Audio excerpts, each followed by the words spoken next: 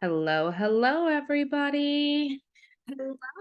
Hi, Pamela. Sorry about all the snafus with the Gmails. I'm so sorry. I apologize for that. Hi, Jessica. Hi, Katie. Hi, Dawn. Karen. Welcome, welcome. Yazil, hello. Stacy. Stephanie. Cami, welcome back. Elizabeth.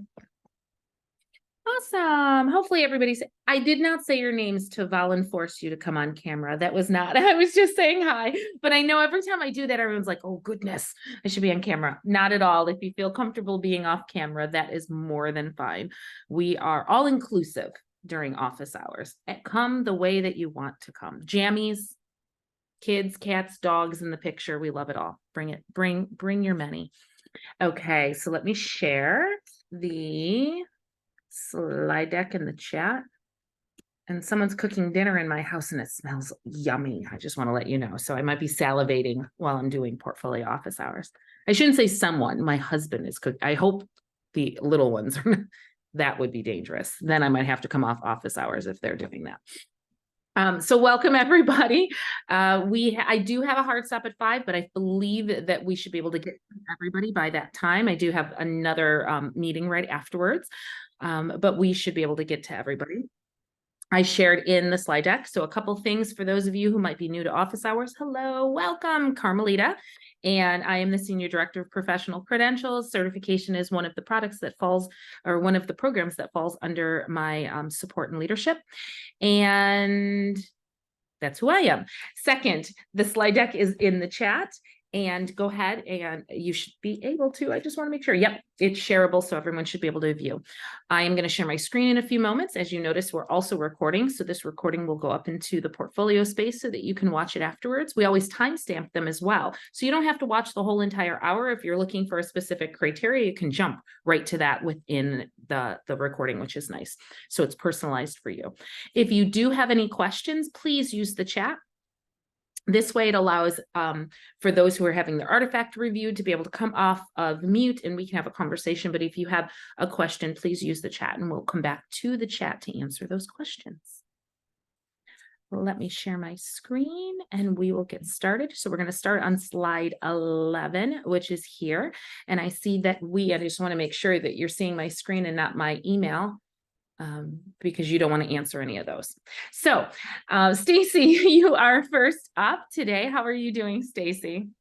I'm great. How about you? I am actually doing very, very well today. Thank you very much. I had some time to actually think, which we don't have enough time to do, to like sit down and read and think through something. I had about an hour to do that, so it was great. Criteria 24, which is under the analyst standard, you'd like to start us off with today. Any general question, or do you have general questions, or you have, I'm sorry, do you have specific questions, or would you like some general feedback? Just general feedback. Great, great, great. Okay, so criteria 24, let me unpack that quickly for everybody and what we're looking for in this particular artifact for this criteria, all the metrics. So criteria 24, this is second criteria under the analyst standard. This criteria is all about you as an educator. We're looking at how you are looking at data that comes into you. And based on that data, you're making either on the fly changes to your instruction and or planning for the next time you provide that instructional topic, the changes that you would make. It can be for the whole instructional piece.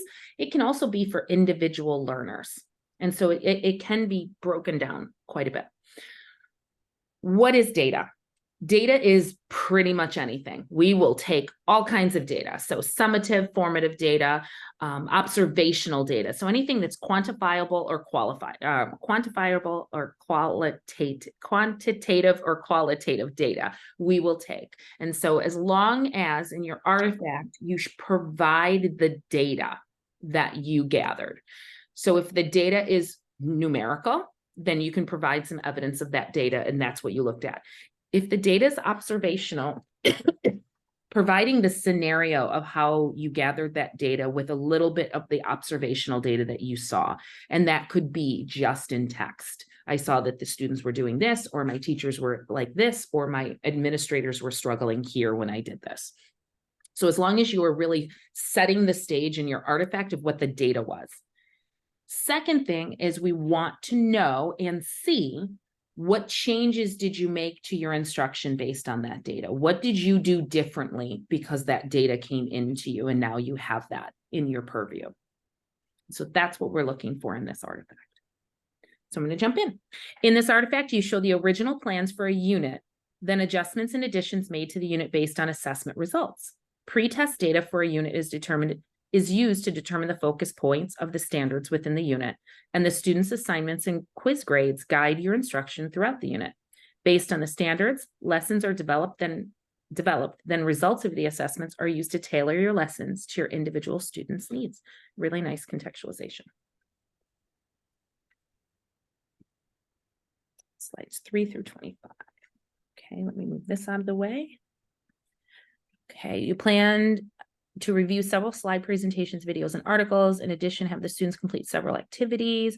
A pretest was given prior to the start of the unit, and additions and adjustments were made to the plans. The original unit of assignments posted in Google Classroom. Such an important topic, by the way. Everybody in the entire world should be taking this topic of banking and budgeting, myself included. Use Google form for pretests, banking, budgeting, pretest results on banking and budgeting. Okay, I might come back to that, but you might answer it. The hyperdoc is created based on the standards for the unit. This is the original. Okay, you might still get it, so I'm going to hold off. Sample slide on income. Okay, still on the original. Sample slide presentation on managing banking accounts. Original. Okay, 2 articles used from the original plan. Nice. Okay. Okay, very nice, by the way. This activity was originally planned to help students. Okay.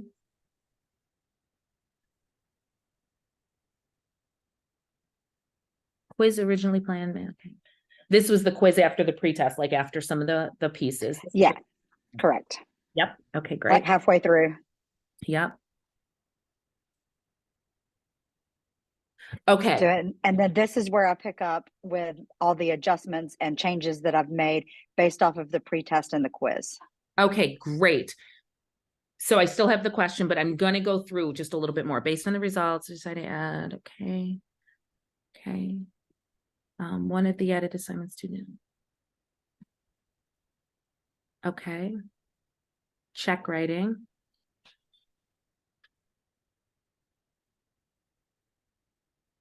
Okay, I have a question there.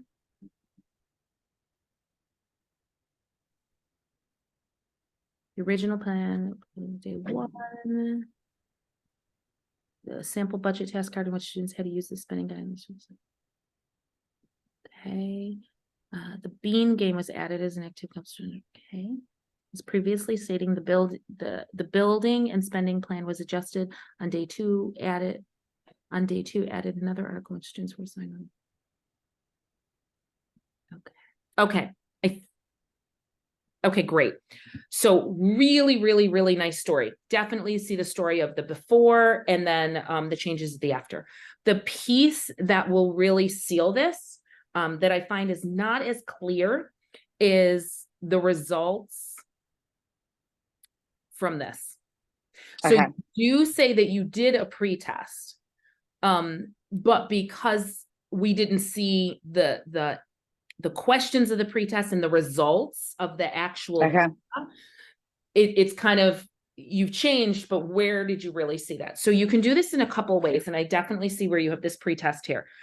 If you come down to this, so that was the original quiz. This is correct. This is where now, based on that pretest, you were making changes. I probably would suggest right after this, so a couple things even after this, or maybe even before this, going through that data and really breaking apart the main components that you saw and showing like, this is where the majority of the students were really low or had no understanding. And being clear to say, my unit didn't cover it as deep for this particular need for these students. So that would be it. I would I also, gotcha. yep, I would also make sure, like specifically for this, even you don't have to do a comparison, but highlight the new additions. So Okay. so you can say, here were the extra things. See the data that I just showed you before? Now it's in here. And then my assumption is, because you're going to unpack the data before slide 16, the current slide 16, it's going to lend itself to say, oh, yep, we saw that one piece of data that they didn't understand check writing. So, yep, I understand why I should put this in here. I understand what. So really, that piece is just missing, that unpacking. Other than that, definitely can see your story. Definitely know you use data. Just really bring the data in a little bit stronger. Okay. How do you feel about that? Feel really good. Awesome. Awesome. Thank you for sharing. And a question for observational data. What are some examples from TK classroom? What can you expand, Giselle? What is a TK classroom? I just want to make sure we're both on the same page. Yes, so TK classroom in California is transitional kindergarten. So essentially it's like a preschool. Oh, okay. Definitely. Thank you. Thank you very much. So observational data can be, well, this is not necessarily observational. Like running records can be part of that data that you can use, anything from running records. And sometimes running records is a little bit more observational. It can be from read alouds that you're doing when you're doing question prompts. And you might notice that, you know, some of the learners, some of the read aloud books that you're using, half the group just wasn't it was just too high level for them. So maybe you then went from whole group to small group with some of the students, or did kind of like a pull out. It could be just, you know, it can be down to, and I'm trying to think how the technology piece is too, because of course it's pre-K. So it can be,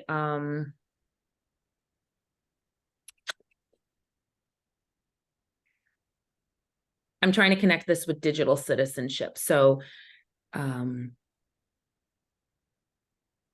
know, how we even give feedback to each other if somebody shares. So I'm thinking of when children come on Friday, I'm trying to think for my own kids, when they come during the week with their special thing that they're going to share out to the class, right? You want to encourage that students are giving feedback, even though it's verbal at this point, because they're young. They're giving feedback or saying, thank you so much, or asking questions that maybe you've set up a protocol of how we're going to ask. You know, we're going to say first, thank you so much. You know, if you're going to give feedback or ask your classmate a question, you first want to thank them. Then you want to ask something specific, because that's guiding towards criteria 8 as well, how we communicate with each other. And maybe through some of that, I'm just throwing out examples, through some of that, you realize your learners weren't using these protocols, your students, these little guys. And so you did another reteach of this, because maybe they didn't understand the importance of really following those guidelines of how we interact and give feedback to each other. So it's kind of, you can do it in that kind of way. That observational is what I'm talking about, or kind of referencing. Does that help? Yes, it does. Because we just shared a project about disguising our turkey, and we did exactly just this. Okay, thank you. You're very well. I remember the turkey. I do love the turkey. When my kids get older, it's math that I don't understand. I'm like, I taught 4th grade, but I have no clue how to teach this math in 4th grade. I'm like, what is this math? Awesome. Thank you for asking that question. Katie, how are you doing today, Katie? I'm good. Good, welcome. And you'd like for us to go over criteria 5. Do you have any specific questions or general feedback? General feedback. Awesome. Okay, so let's unpack this criteria. This criteria is under the leader standard. It is the very first criteria under the leader standard, and it's promote a shared vision. So I'm going to unpack that a little bit, and then also give some examples of what this looks like for an artifact. So 3 main things that we're looking for in your artifact. 1, specifically stating the shared vision. Our shared vision for learning is specifically stated. Please don't skirt around it. You really want to say exactly what it is. Your evaluation team will look through that lens for everything else in your portfolio. So first and foremost, that, and I would make sure it's also, if you put it in your contextualization, please also make sure that it's in your effect. The second is we're looking for what you're doing with your direct learners around that vision using technology. So whatever your shared vision or promoting a shared vision is, whatever that shared vision is with you and others, what are you doing with it, with your direct learners? And then the third piece is the promotion of what you're doing.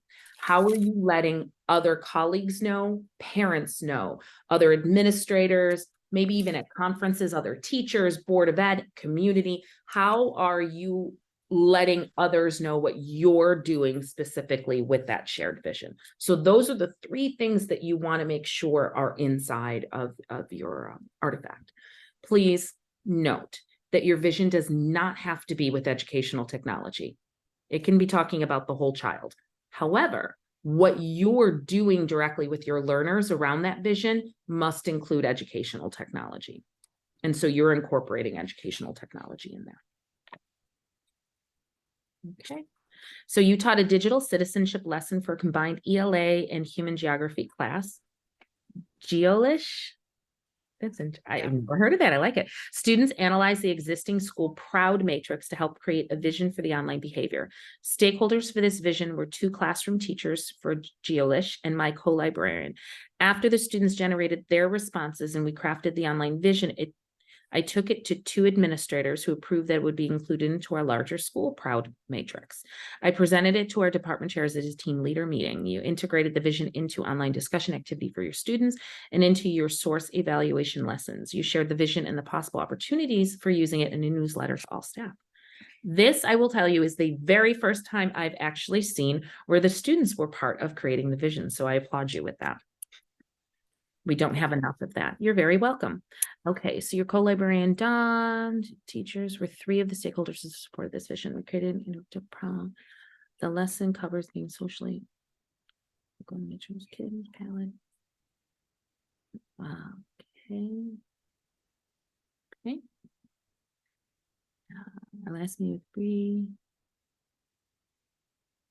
I then asked our administrator and I had stakeholders include these expectations with matrix. Okay, I am going to come back to slide 2 and 3, but I'm going to keep going on. You shared the promoted this vision beyond your own learners at school team lead. Okay, you shared the promoted this vision in a school library newsletter. Okay. You shared experience with my learners using technology, including in a source evaluation lesson that you taught. Okay, by using a guide we mentioned discussions with FigJam that just actually came up the other day. Okay, really, really nice. So a couple things. So at the beginning, what would you say? Because I think one piece I'm missing is the actual shared vision. Like, what is your vision? Our shared vision for learning is, if you were to complete that sentence, that's what we're looking for you to state, is like, our shared vision for learning is this. And it looks like then your expectations here kind of outline how that vision would look. But what would your actual shared vision be? You mean your statement, your shared vision statement? Yeah. Okay, so you're saying take that purposeful, responsible, open-minded, united, that online, and make it into one shared vision statement, like civil discourse online, like we use civil discourse in online spaces or something? Yes, as long as it's so actually, yes, but I'm going to go backwards even a little bit more. So this was part of the Proud matrix, and the Proud matrix, I'm assuming, was part of something else because it's school-wide. Do you have a school-wide vision that incorporates the Proud matrix that this then would fall under? The school-wide vision is that simply purposeful, responsible, open-minded, united, and dependable. And then there is an overall definition for each letter, and then there's a definition for each letter in certain spaces, but Yes. that's what we use. Okay, Yeah. so because this definitely then falls under that larger vision, what I would make sure is right at the beginning, you state your school-wide vision. And then this is work that you were doing with your learners to support that larger vision. Is that correct in the way that I'm thinking of it? Correct. Kind of, yes, but I was getting, because this is I took this out of my artifact, which has others in it. You know what I mean? I just pulled it Yeah. out for this. Yeah. Pulled out these 5 pieces. But I guess I was kind of going in circles about, like, there's the school vision, but then this class actually created, like a subset for the online spaces. So I didn't know which to prove that I Oh, was promoting, the original school vision or this online space subset, I because I see where kind of did you're going. both, and I guess I was going in circles when I was putting this together about, well, which one should I say I'm promoting? Because 'Cause I'm kind of promoting the original one with that original Geolish class, but then they created one that then we went on to promote that one as Promote as well. well. So you kind of did a little bit of both. I think the only thing that seems to be missing here is an actual vision statement. What our vision. So if you had a subset, and I think you were kind of getting there, is, for all students and staff to be purposeful, responsible, open-minded, united, dependable in all online spaces. If that then Okay. was your own, because you just said that, so I was like, ooh, that's different, because then that's a subset of the larger probably school district vision. So that was Correct. your vision. Then what you did was you created this with your students. I probably would, in your co-teachers, I'd probably add a little bit more of the work around creating this. Just a couple screenshots of what the groups did to work. Okay. There is in the, like I said, I pulled this out of, I Gotcha. have like 24 and 25 and 10 in this whole criteria, but I guess I didn't know how to submit it for the office hours, but there's a bunch of the other background stuff in those other slides, if that makes sense. Makes perfect sense. So if they're already there, that's perfect. And then you going out and getting approved by leadership, great. And then you talk about you promoted it outward. This is another piece that I would say to expand on, because this is another piece of that's that metric 2 of this criteria, is what are you doing with your learners around this vision? And you said you had this evaluation, or source evaluation. I would show a little bit more of this.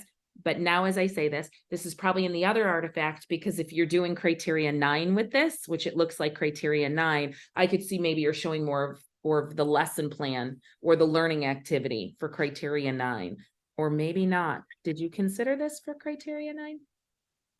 No, actually. Oh, I highly would.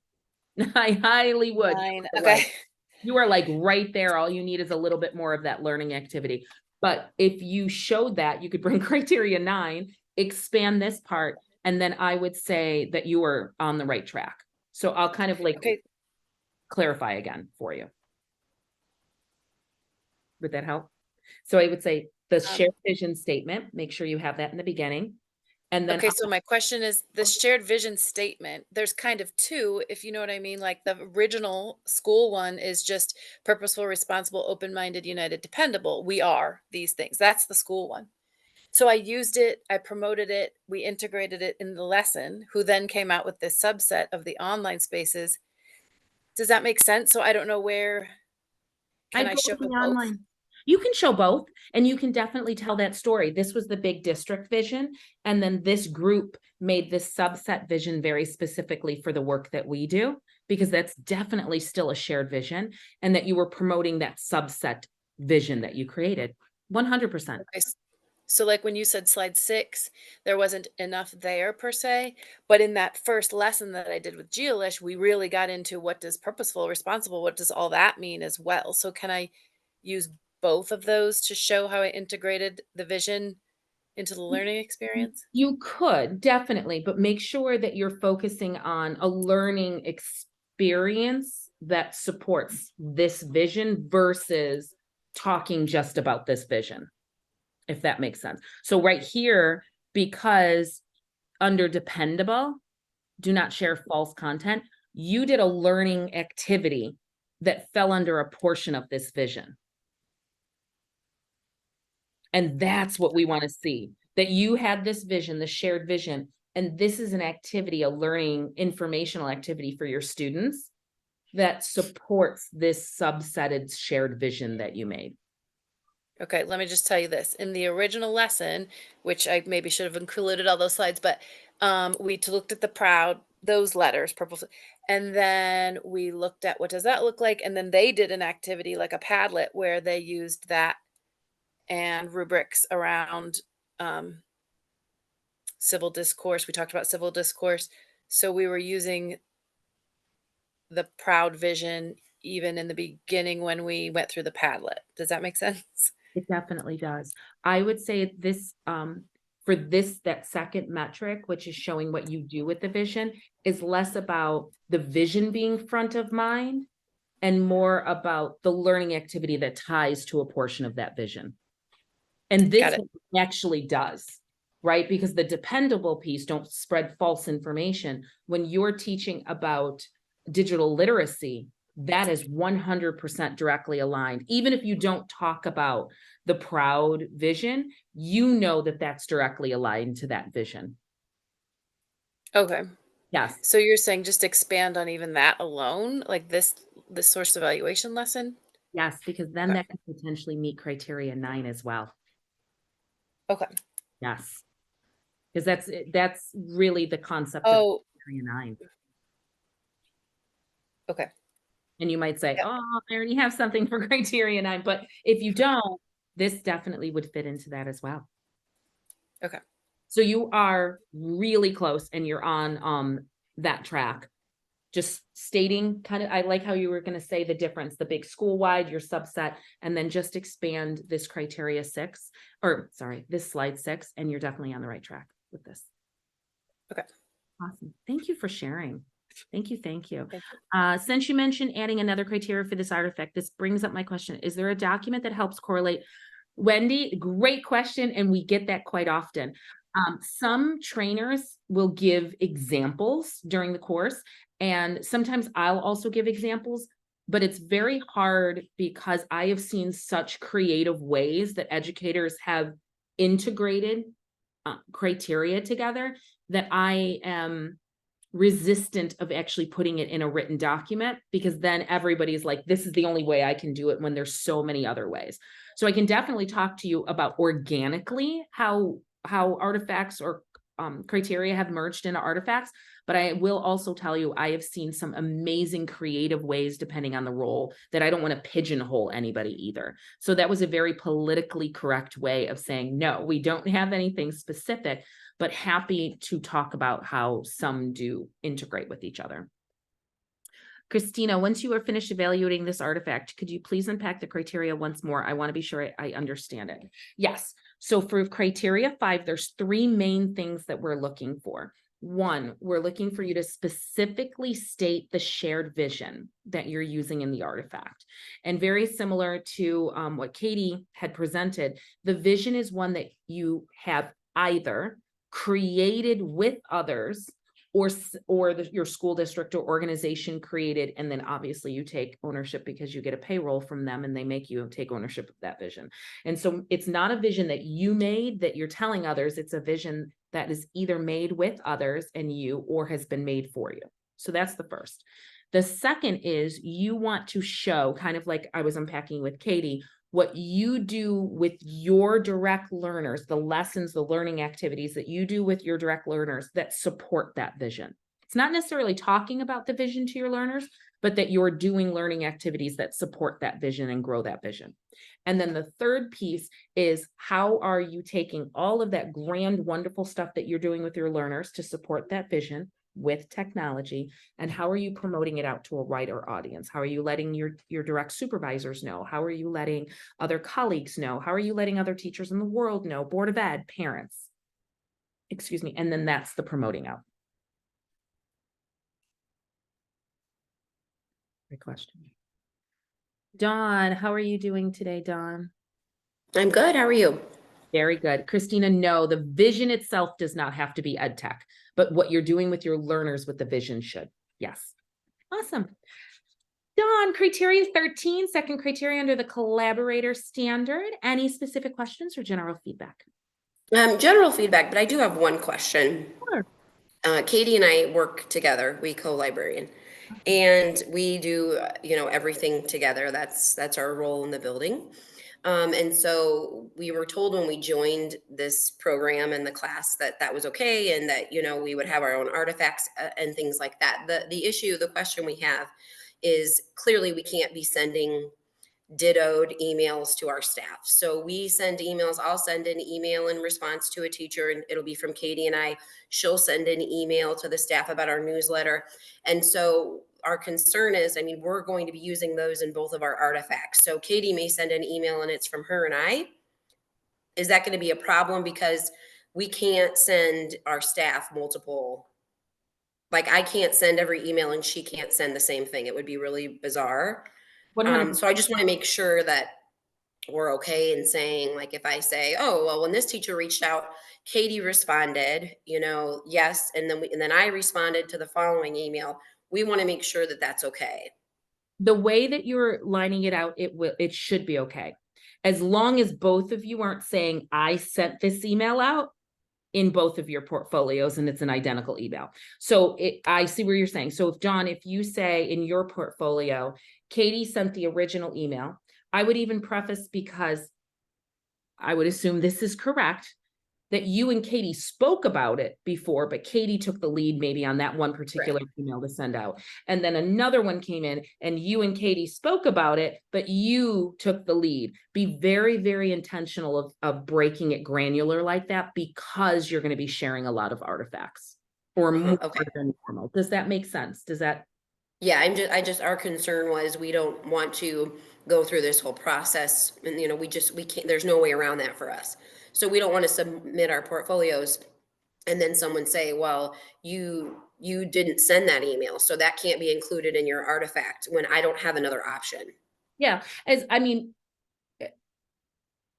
that's where so there's a couple areas. One, in the top of your alignment map, when you talk about your role, it's all text in the top of your alignment map. Very specifically stress and identify that you and Katie work together. Talk about the relationship of you as colleagues. You want to set that stage for the evaluation team. And then when you go through your artifacts, you want to be extremely granular and careful of what you say we did and what you said you specifically did. And then be very careful how much of we. That will get you caught up. I will be honest. The majority of your portfolio should not be a we. At any time, you can say, we did this. My direct contribution was make sure you separate the we and then what your direct contribution was to that. Does that help for the two of you? Yes, thank you. Okay, great. You're very welcome. Very welcome. Thank you for asking. Okay, criteria 13. I will unpack this and then we will get into this criteria. So this is one of my favorite criteria, co-learn with your learners, because this was a criteria that I struggled with most when I did my certification. And the reason that I did was, being a former instructional coach and being a director of professional learning, I felt that I will never go into a learning experience where I don't know something, right? This criteria forced me in many, many ways to allow myself to be vulnerable and transparent. That's what this criteria is about. So co-learning with your learners is not learning alongside your learners, and I'll unpack that. So co-learning is where the instructional environment, you are still the main facilitator in that learning experience. So these are your direct learners. You're the one leading the learning experience. And then in some way, whether it was staged, planned very specifically, or accidentally happened, there was a new digital tool that somehow was introduced or brought into the realm where neither you nor your learners knew how to use that tool. So you hadn't experienced that specific tool before, where you both rolled up your sleeves and you said to your learners, you know what, we're going to learn this together. We're going to co-learn this. And then in your artifact, you will talk about the process that happened when you co-learned.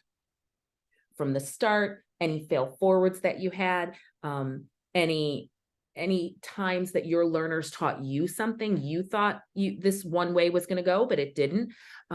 Times when you saw your learners helping each other and working together, successes and such. So it's really the story of what happened during the co-learning experience in a little bit more of a granular fashion.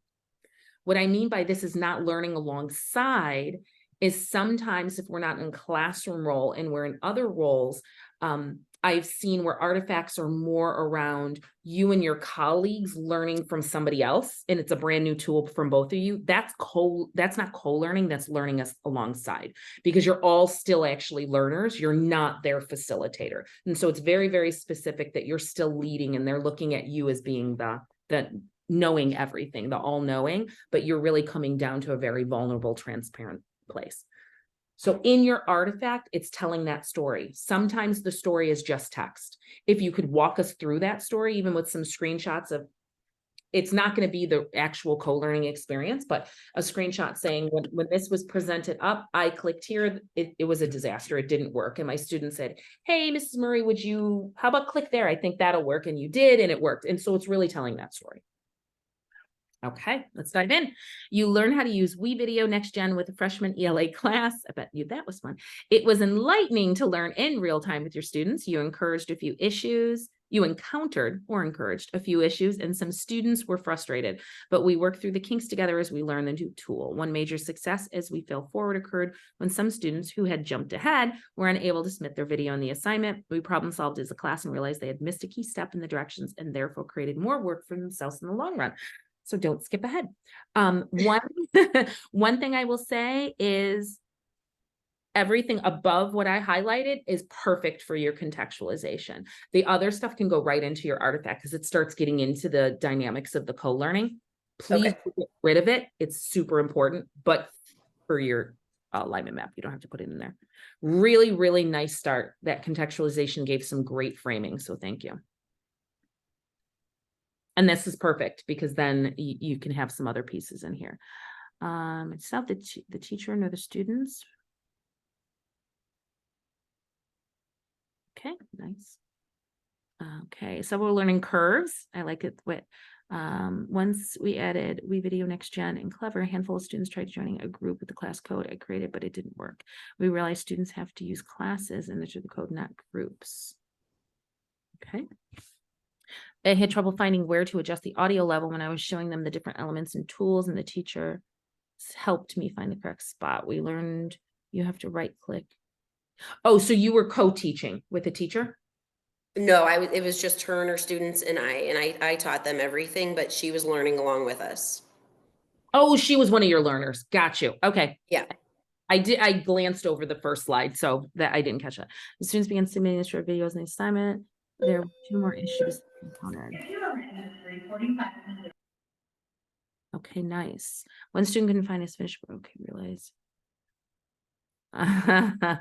Okay, he had to go ahead and just. This is that piece that you were talking about in that first paragraph. Really nice. Yeah. Very nicely done. I mean, you definitely talked about the successes, the failures, the struggles, things working even on your end, things not working and working. I would say nice job with co-learning. This is not an easy one because of the uniqueness of it. Nice job.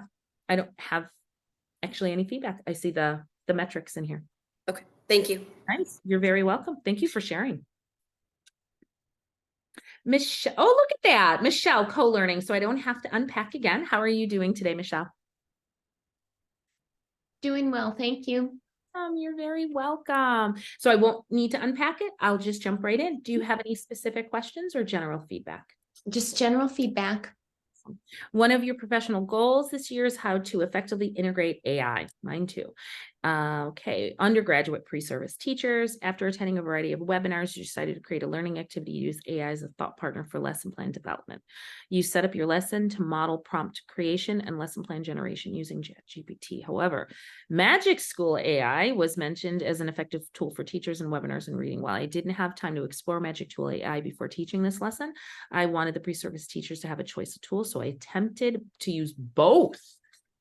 I'm going to say that AI scares me. So the fact that you wanted to use both, there you go. I have been using it. I'm just saying, whew, on the fly, that would be interesting. Very nice contextualization. It was. I can imagine. I can imagine. And thank you, somebody, I just saw there was another 13. Thank you.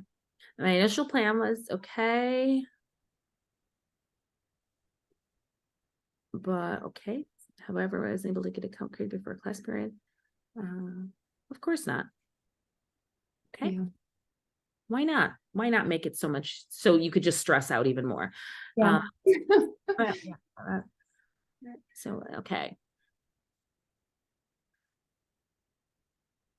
Oh, really? So you had like an AI smash app smash, like you did both of them at the same time? Yeah, we did. Dang. I had some clue what ChatGPT would do, but I had no clue. Well, I hadn't even opened up Magic School, so I didn't know that it had the little prompt templates to use. So the students had to go, well, let's try this. So maybe I need to. Yes, I was just going to say, you want to bring out more of that. Very similar to what Dawn did, is really identify, did any of your candidates move ahead? Did any do something else? Or there was an issue where then you had to troubleshoot. Any of those, which it looks in your face like you did some troubleshooting with your candidates. Yep. It's more about that and less about the successes. It's really that troubleshooting back and forth. Okay. But really identify. Yep. Yes. So this is where you want to make that distinction. This is a little bit more of criteria 7. It's closer to criteria 7, modeling a new digital tool or resource, because of the challenges weren't put in there. So drop a few of your challenges that you might have had whole, some individual teachers that you saw, pre-service teachers, and then how you work through those. And then I can definitely see this for co-learning. Okay, thank you. Very welcome. You're very welcome. Okay. I know we have, Amy, we have another co-learning, but I will make sure we go in line to be equitable. Cami, how are you doing today? Still good. Still good. I know. I like it. A full day of good. Criterion 19 under the facilitator standard. Do you have any specific questions or general feedback? Just general feedback. Okay. Would be Awesome. great. Awesome. Okay. So the first criteria under the facilitator standard. Now, facilitation is where we are all stepping back and allowing the learners to really take that ownership. And so for this criteria, facilitate and guide learning as students take ownership of their learning goals. So let's unpack this and what the artifact should have within it. First, you want to specifically identify what were the learning goals your learners were taking ownership of. Were they learning goals that you provided to them for a specific project? Were they learning goals they designed themselves? And you want to give some examples of those learning goals. I will also take you off on a side and say some educators have shown where everybody in the class designed their own learning goals, but they just really followed one learner throughout the artifact. That's perfectly fine as well. Like this particular learner's goals was this, and this is how I facilitated and guided this one specific. So you can do a whole group of guiding and facilitating, or you can do one learner and take us on that journey. So make sure that it's very clear what their learning goals were, whether they designed them themselves or you provided those learning goals. And then the second piece is that facilitating and guiding. And that's really how you're not preparing for what they need, but you're reactive based on your observation as they're taking ownership of their learning goals. So to give you an example, a non-student example is even teacher goals or observations. Maybe if you're a coach and after one of your teacher's observations, there were some things that they need to work on. And you said, okay, what are your learning goals for the next 6 months? And they say, these are our learning goals. And then you're checking in with them. That's that guiding and facilitating. You're checking in with them and they say to you, I'm really struggling with some engagement strategies. And so then you go out and find some really good resources on engagement strategies and bring them back to them and discuss. And so it's not it's not preparing for what they'll need. It's supporting while they're needing it, if that makes sense. So for classroom teachers, it's not preparing the lesson and the project and saying, these are all the resources I have. It's while the project's going on, if you're seeing students struggle or you're seeing students need extra help, that you're doing small group, whole group, adding in more resources. Okay. So learners are teachers and other staff at PRPS School District. This artifact uses examples from PD Bingo, which is one of the main ways that I love the PD Bingo, as instructional coaches deliver synchronous, asynchronous PD in your district. It shows where learners set goals for the number of bingo boxes they hope to achieve, ways that you help learners to meet their goals, and the many educational tools learners use to choose to meet those goals. Okay. Learners have completed ownership of their learning. They decide how many of the challenge boxes they want to complete and either whether. Okay. I do have a question, but you might answer it. Okay. Learning goals. Often the goals they have to meet the challenges with each box. Many of the activities represented in the boxes are quite flexible. Okay. Encouraged to attend other PD sessions. I'm just scanning. One participant might connect. Okay. PD Bingo runs for the year, earning prizes. Is this where you showed me it's that whole that lead board? Maybe that was somebody else. They did this I'm sorry, I go off on a tangent, but they did this really incredible points in all of this and giving prizes from it. Okay. How to play. And December early bird submission at a square. Okay. Okay. Daily air show learners setting goals of achieving. Okay. This really are PD, the yellow areas, learner goals, setting goals of achieving levels. Things show how the challenges were crafted. Evidence, educational technology.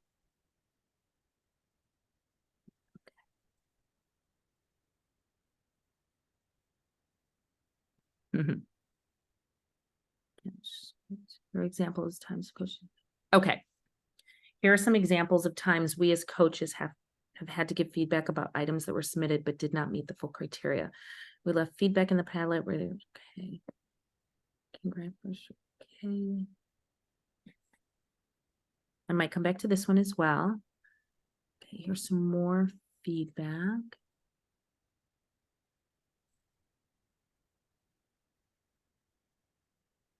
Okay. Okay.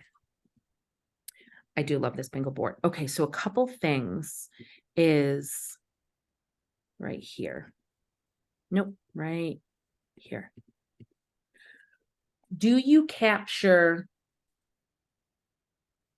what teachers, do you capture what boxes, what bingo pieces your teachers want to take on as they're starting this? Well, it's okay. So actually, if you just go back one slide, if you click up one slide, this is part of a complete board where at the end teachers have submitted. So it's like so there's like 30 items on the board. And at the beginning, they'll say, okay, I want to do 5. Like they make a goal, right? But they've never done it before. And they're like, oh, I'm at 5. I'm going to go for 10. So it changes. It's flexible. And part of it is we offer different, big boxes of the month. And so at the beginning, it's kind of nebulous. Like they have a general idea of an approximate amount of goals, but we don't make them pick the boxes or pick ahead of time. It's meant to be flexible. They might decide to do one because a friend's doing a box, so it's meant to be quite open and loose. And so the goal is it's a fairly loose goal, to be honest. The original goal is quite loose. So I don't know. Nope. There's not like they don't say, for example, I'm going to do box 3, 9, and 17. Okay. So that's where I'm going to come in and ask another question that leads into another is, so how do you as coaches know what their goals are to be able to guide and facilitate them? So 2 ways. If you the last 3 slides in this set have them, they do a section where they do a video, part of one of their videos, go back, it has speech bubbles on it. This this one right here, this one is a good one. So if you look at the little speech bubbles, it's in the Okay. video and they're having a conversation with each other. And one says, my goal, last year I did 15. And the other one says, that's my goal. So it's in these videos. So I picked out some of the, from the transcript of the video. Okay, I made it bigger so you could see it. perfect. I would lead with this. Okay. This is what you want to lead with, so that the evaluation team is saying, okay, you have Goals. these videos, and then they set their goals, even though they're Yeah. very loose. And you can say they're very loose. Some do a little bit less if they're struggling. Some do some more if they're going. Yeah. Okay. great. So now my next piece is, and it might have just been that I've overlooked. There's a lot going on there. Yeah, that's okay. How are you guiding and facilitating above and beyond this bingo board when your teachers are struggling or need some more help or additional pieces? So that, and it can be just text, but that's what we're looking for. So here's some prompting questions. Yeah. You know, did one teacher, and I'll just use, maybe it was the gentleman at the end in the chair. Yeah. Did he say he wants to do 15, but after 3, he was struggling, and so you helped him redirect? Even if it was offline and nothing was physically captured or visually captured. Mm. Were there any educators that were Well- struggling, again, with one part of the bingo board? Yeah, I would say it's that part is more in the individual. It's not so much as, you know, whether they're going to meet their goal of 3 or 5, where we give the feedback and the help is more, so they've submitted something for a box, and as it comes in, it's like, clearly they didn't meet the criteria. It's very much like this, right? Here's the criteria. You didn't meet it. You need to, you know, you have to have some pictures, or you didn't do the write-up or something like that. And so as they submit the pieces, if they haven't met the criteria, then we contact them and say, you know, we're glad you're playing. We're glad you're progressing. For this box number 7, the criteria is you need a picture and a write-up. You've got a great picture. Please add a couple sentences of a write-up. So it's more on the individual artifacts as they come in, where we help them meet the criteria if they haven't, Great. as opposed to the whole Yeah. criteria, like the whole criteria. Whole criteria. So I'm going to stretch you even further. Okay. What you provided was great support and feedback. What I'd like to pull out of here is where somebody was struggling and you provided a reteaching or an individualized one-to-one session if they didn't understand how something went, or if they needed Okay. additional resources that weren't in the bingo card. And you said, hey, here are 2 more websites, or here's some information videos on how to use Flip. I don't know. That's not true, because that's a strategy. How to use Kami. So the ones we had in there, you still didn't understand how to use Kami. Here's some additional ones. So it's more of that versus feedback. And I'm almost positive that happened. I just want you to capture that and put that into the artifact. Okay, so then would this work? Often what happens is they're missing a screenshot. Or they're missing, they don't know how to do a screenshot. So then I send them, oh, here's a video that you can watch to help you take a screenshot. That could definitely be one of, the guiding and Is that the right, am That's I the on the right track there? That's the right track, 100%. Okay. 100%. Okay. How does that, and I would pull in a couple examples, and they could be of the same person that you helped or different educators. But Okay. yes, that's because you don't have an area in here of how to take a screenshot, assuming all the teachers do know, but that's how you were guiding and facilitating. If 1 or 2 didn't know how to take a screenshot, you provided them extra support to be able to do that. Okay.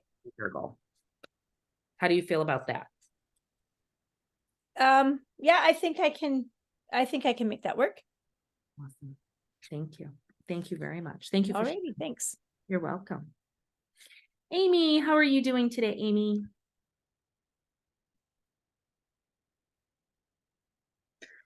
I'm good. How are you? Hey, good, Amy. Thank you.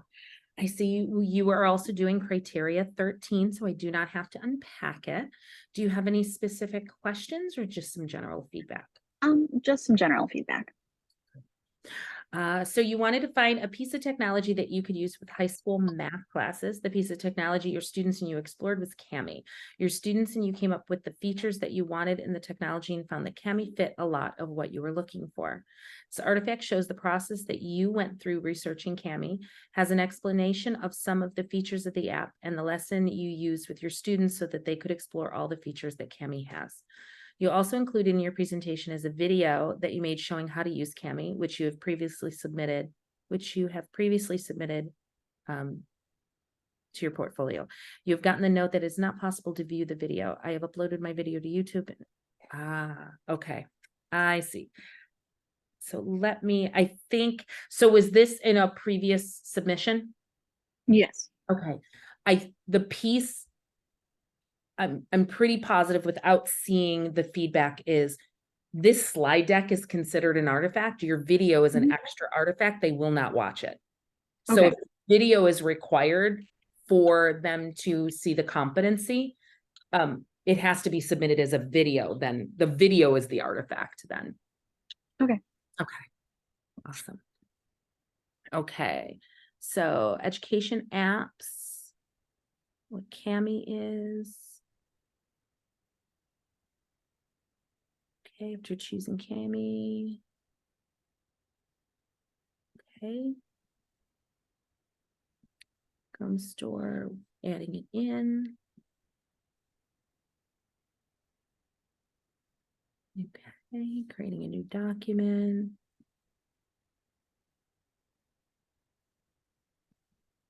Remade documents. Pros of Kami. Cons of Kami. A little bit more than the pros I can see. Now you can try. Teacher students Common Core.